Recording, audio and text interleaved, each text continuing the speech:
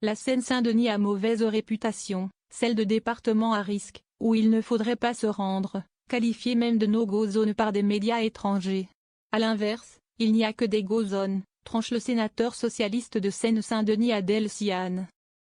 On peut aller sur le territoire, riche de son histoire, de ses friches industrielles en reconversion, de son patrimoine, comme le parc Georges Valbon. L'élu se montre positif.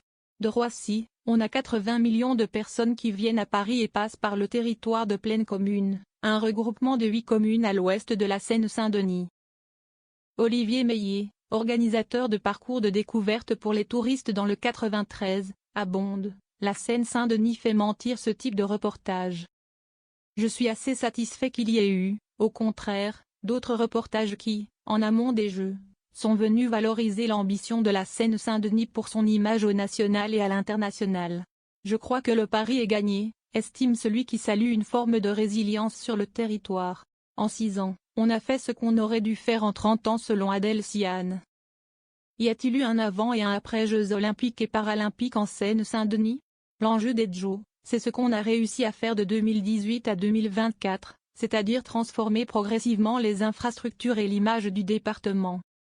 En 6 ans, on a pu faire ce qu'on aurait dû faire en 35 ans, explique le sénateur. La Seine-Saint-Denis est le département le plus pauvre de France, mais aussi le plus jeune de France, le plus dynamique culturellement. Le département qui recueille le plus d'investissements des entreprises et qui cotise le plus, selon Adel Ciane.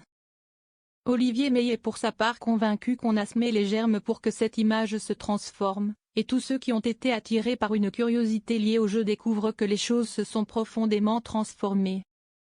L'image que l'on se fait de la Seine-Saint-Denis de loin correspond rarement à ce qu'est la Seine-Saint-Denis. Les Jeux ont permis de braquer la lumière sur le 93. À tel point que des Américains viennent visiter Saint-Ouen. Vous allez au métro de mairie de Saint-Ouen, vous êtes stupéfait par le nombre de gens qui parlent anglais.